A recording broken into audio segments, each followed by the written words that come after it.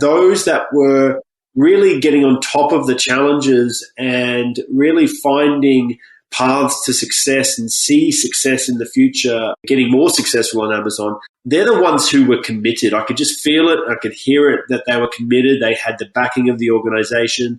They were deploying resources where they could. They were testing, they were learning, and they realized that we had to be scrappy and we had to hack, but at the same time, we're trying to be more sophisticated. I found that really inspiring. This is the E-commerce Brain Trust, a podcast about building momentum online for established consumer brands. Join our hosts and their expert guests for high-level conversations about e-commerce strategies, trends, and innovations. Access our Brain Trust and boost your brand's e-commerce potential.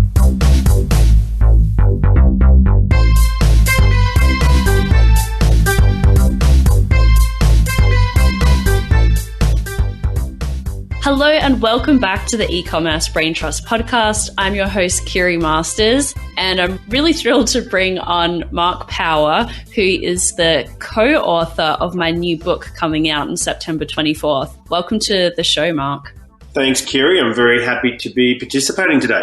We've been spending a lot of time together on the phone, revising the book manuscript, arguing over philosophical Amazon-related points. So this is just another call that we're adding to the last 6 months. It is. My wife keeps wondering why we're spending so much time together. And I don't think you realise what a big commitment the book is on top of already us having to, build and grow our businesses. But it's been an incredibly rewarding journey so far. But yeah, looking forward to getting some time back.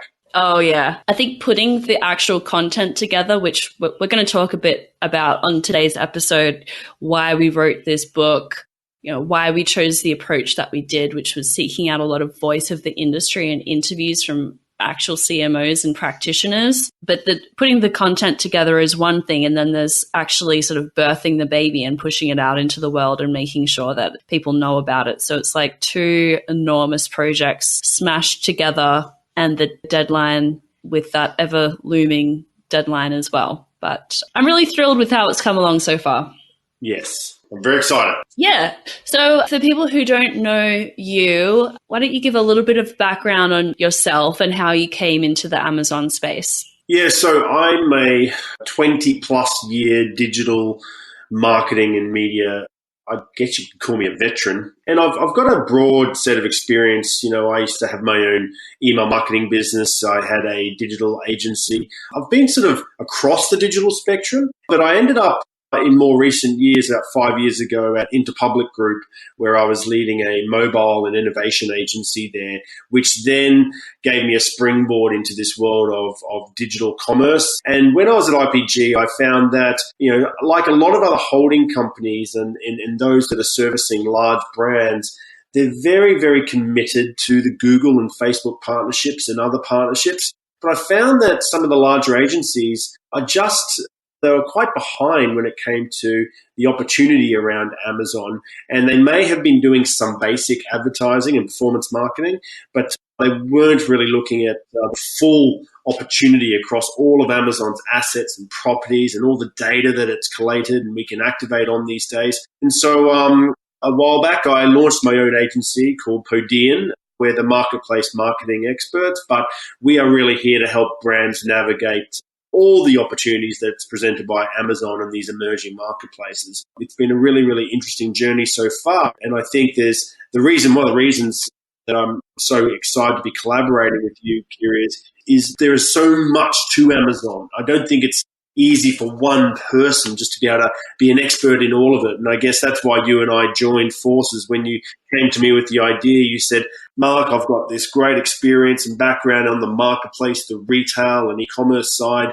You've been working with big brands, helping them open up opportunities across brand building, innovation and other areas. And that's why we've come together, is to bring all that knowledge and experience and also extract stories from some of the people and the CMOs that we've interviewed. And I think the result's going to be great. Yeah. And just to touch on that point a little bit. So we haven't just sort of dumped down onto the book all of our combined experience and where we've sort of got some different experiences personally. We've gone out and interviewed, how many people did we end up interviewing? 15, something like that. 15 CMOs, COOs, head of Amazon, senior folks at CPG brands and brands that sell on Amazon, and even one or two that don't sell on Amazon but leverage Amazon's media capabilities as well. And we wanted to do that voice of the industry rather than it just being Kiri and Mark telling you how to do Amazon.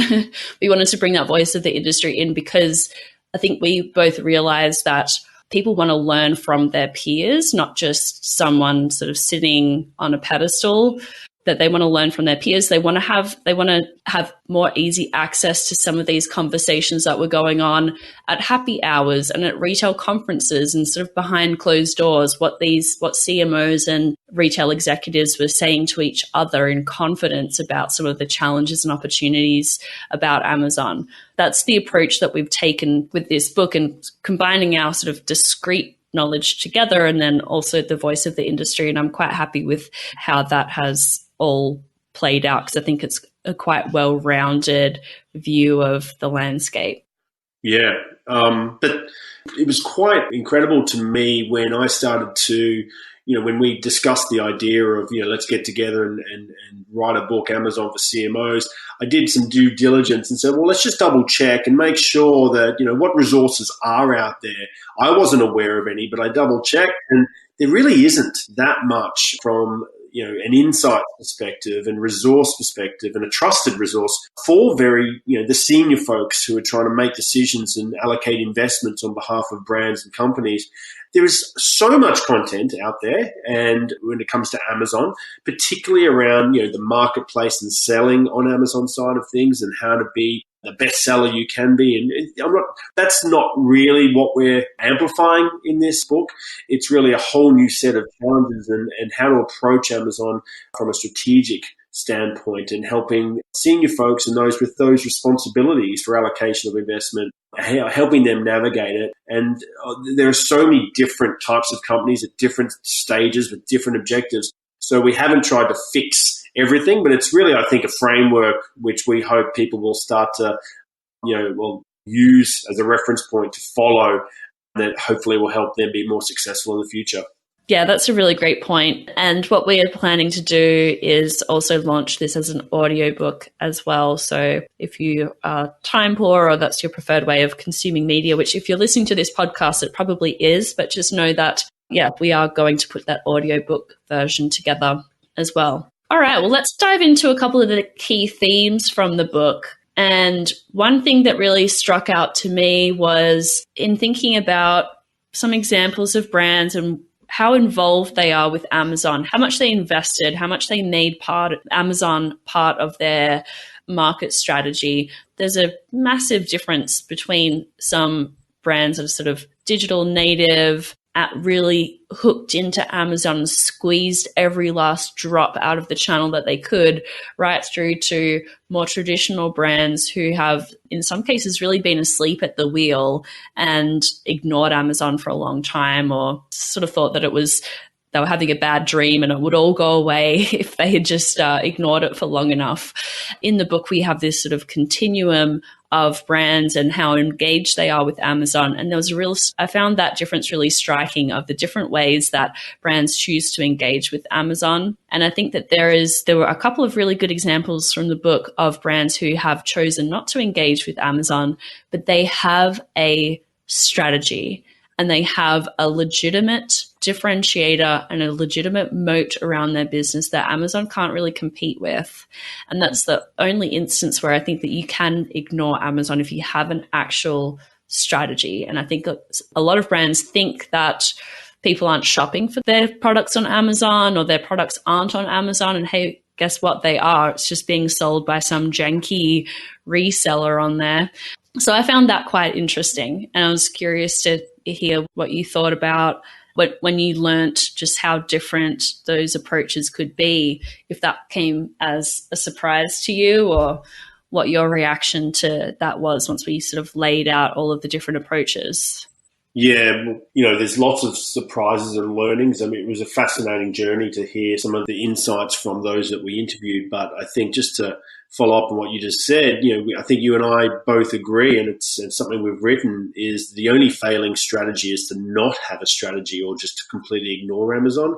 That was interesting when we were talking to folks, and they're like, well, we are not going to be selling on the platform in the immediate future, but we have a strategy for protecting our business. We have a strategy for potentially partnering with Amazon in the future or using their advertising platform or doing certain things, and they're monitoring it, but they're not just ignoring it. It's not like it's irrelevant to us. So that's really interesting, and that's a level of sophistication that's needed in this current economy, the Amazon economy, and something that is a theme that I think all brands need to sort of adopt, and all CEOs even need to make sure that their company is taking this whole Amazon economy seriously.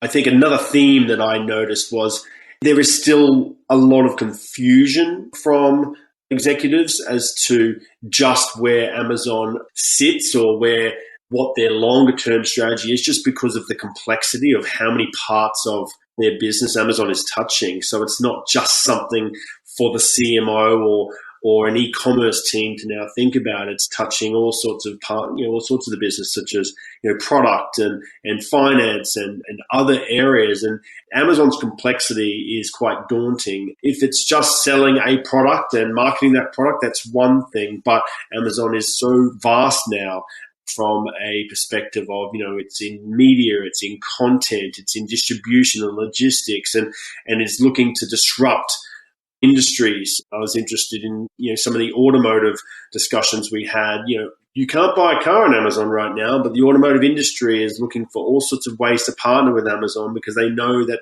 Amazon is trying to, I guess, make that car buying experience more frictionless in the future. And so it's equipping brands to be ready for when Amazon sort of, launches into these sectors. And that's really interesting. But I think the complexity of Amazon is where brands need assistance, and their existing resources may be either underinvested or they don't have the teams that can be strategic. So there is some work to be done to structure your business and get the buying and get everyone aligned. And I think that's not an overnight thing. I think generally there's a theme that most brands now believe Amazon is a strategic imperative beyond just something that sits in a single function. And that for me was a key theme that we've extracted. Yeah, that's a really great point. And the chapter about organizational design and the requirement to really address that, I found that to be something I wasn't expecting when putting this together, is to dive that deep into how companies had set up their Amazon organization, and the reality that in a lot of companies, Amazon sort of sits within brand marketing or the national sales organization, and it needs to sit somewhere, of course, but the reality is that Amazon touches so many functions within a company. It touches brand marketing, it does touch sales if you're a vendor, it touches finance, it touches product, it touches logistics and operations, it touches customer service, and you need to have the level of buy-in that you need to get from each of those departments to ensure that you're getting resources that are handling each of those functions on Amazon. That sort of came as a surprise to me, just how much time we really need to spend on it, and just how much confusion and anxiety that was causing these executives and people in the field who were just wondering, how do I get my organization on board? How do I get buy-in?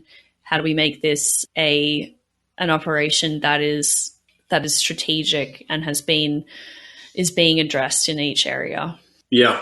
I also found it interesting that some brands are looking at Amazon now as not as a blueprint, but taking some learnings from working at the pace of Amazon and trying to innovate and use Amazon as an innovation platform. That for me was insightful, but also exciting that you've got brands now saying, well, hang on, maybe Amazon is the conduit to shake things up, not just in our industry, but in my organization. And maybe this is the chance to now really do something different and use Amazon as that facilitator of change. And I really like that because as a marketer, I think, as a practitioner, we need to be doing things differently. We need to test and learn, and we need to be agile. We need to innovate and all those things. And Amazon is a company that does all that. It's not perfect, and we go into the book. Many parts of Amazon is, due to the silos and lots of other areas that, brands can get frustrated with the way Amazon works. But gee, it's a successful company due to some of the things that it does and the things it has in place. So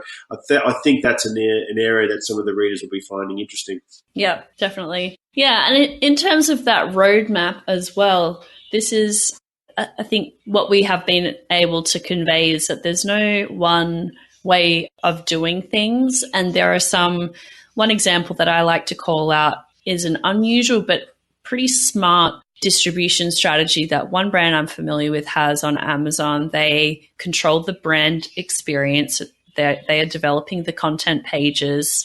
They are doing the media advertising using Amazon DSP to drive top of funnel awareness to their audience. But they have a traditional retail model. They have both national store accounts as well as a network of independent stores that are very important to them. And those relationships are important. And they actually allow a small group of independent stores to fill all the orders on Amazon. So they've sort of split up responsibility of branding and marketing and then the actual fulfillment side. And to be clear, those retailers who are allowed to fill those orders on Amazon have been vetted by the company. They have very specific distribution agreements. They are not undermining their pricing. So it did take a lot of work to set up, but that's an interesting strategy. And I think it addresses some concerns that brands have about, well, we're just not set up logistically to be able to ship eaches, or, they've just been in a wholesale business model for so long, their warehouse would not know how to actually get product ready to be sold on Amazon on per item basis. And it would be just take so much effort to turn the ship in a slightly different direction that they just keep putting it off or just avoid it altogether. I think that by sharing some of these really specific approaches and insight from real CMOs, it might give a little bit more encouragement to some brands who have run out of ideas, or they're getting frustrated with thinking that there is only one approach to selling on Amazon, which is as a vendor or as a seller, and we're going to need to change everything about how we do business. So I hope that it's also encouraging to people. I couldn't agree more. If this book alone just encourages people to get on with things and to hear the stories, and then, gives them some inspiration to say, well, hang on, that company solved that challenge. That's very satisfying for me. I think, something that I found interesting is, and not just in the book, but just in the last, while, just talking to all sorts of senior folks out there. And, some people go, hey, what does it take, to be successful on Amazon? What budget do I need, and what budgets can you work with? And that's not really something I can help with. It's, are you committed? And I found that those that were really getting on top of the challenges and really finding paths to success and see success in the future, getting more successful on Amazon, they're the ones who were committed. I could just feel it. I could hear it, that they were committed. They had the backing of the organization. They were deploying resources where they could. They were testing, they were learning, and they realized that we had to be scrappy and we had to hack, but at the same time, we're trying to be more sophisticated. I found that really inspiring, actually, that some companies are committed, but they did come from a place where they were challenged. And I think it is commitment that is required to really be successful. Yep, that's a great point. And this is, having access to these kind of resources, I think, really helps. On a personal level, what interviews did you do for this book that you personally liked the most? Who did you really thought brought some good ideas to you? Someone I've known in the industry for a while, who's the CMO now of Mitsubishi Motors, Kimberly Gardner. I found it just fantastic that she was looking at Amazon as a platform for innovation, not just within Amazon, but for her organization. So if we can solve or pursue opportunities across Amazon and get ourselves organized enough, and that will then potentially be a platform for us to use as a brand to innovate in other areas. And I found that really fascinating. That's an automotive company, not necessarily a brand that sells cars on Amazon. You can't buy a car. So it's interesting that was one approach. And then for Sony Mobile, Jonathan Regala had some really good insights around how they have had to navigate the brand safety and the third-party resellers and all those concerns that organization in selling mobile phones on Amazon. They were had lots of challenges there, and he's been able to come in and help fix some of those. I think there's some good insights that we were able to extract there. There's also Pete Kim from Mighty Hive, who are a programmatic agency that does a lot across Google, Amazon, etc. But he had some great insights into just the amount of data that Amazon has at its disposal, and how brands need to really be taking it seriously as an advertising platform. I think not many brands realize that it is taking on Google and Facebook head on. It's now currently about 8% of the market. It's got its eyes set. It's going to grow rapidly. It is growing. But I think Amazon as an advertising, another walled garden that we have to navigate is something that brands need to get their agencies and their teams, get their head around it. And I think we're going to see some interesting, developments in this space in the coming years. I guess from my perspective, there was a couple, one just a really quick anecdote. One interview that I quite enjoyed was with the president of Charles & Colvard, the jewelry company. Suzanne Miglucci talked about how they use Amazon in European markets as a R&D kind of tool. And so they're able to see before they really establish themselves deeply in a new market, they put some of their assortment on Amazon and see what styles resonate with customers there. And they found just that the difference in shopper. They found that the shopper in Spain is very different to the shopper in Germany in terms of the styles that they like. And so they use that kind of purchase data to inform their wider business and how they set up their inventory in those markets. So I found that quite interesting, but really thrilled that we were able to interview people across CPG, fashion, home goods, coffee. There were just so many different industries and executives that were willing to share what they learnt and what they know. So I have a lot of gratitude towards the industry for being so open about what they have learnt so far. All right. Anything you want to leave the audience with, Mark, besides make sure on September 24 you're logging onto Amazon and grabbing our book, because it will be free for the week of September 24th to buy it on Kindle. And we want to get the book into as many people's hands as we can. So that is when we're going live. Besides that important message, do you have anything to leave the audience with today? I think it's important that all marketers out there, whether you're an expert on Amazon or you're still learning or you're at the start of the journey, I just want to let everyone know that, I thought I knew just about everything a marketer should know about Amazon, but through this process in particular, it's something I'm still discovering on a day-to-day basis, just how broad and how vast Amazon as an organization is, with discovering new products, different businesses, new initiatives and innovation that Amazon's pursuing. It's quite unbelievable and breathtaking, really, the size and scope of the organization. So you're not alone. Even I, who I've got an agency that's focused in this space, I'm continually learning about Amazon, and it's challenging me intellectually, actually, as to how we navigate it.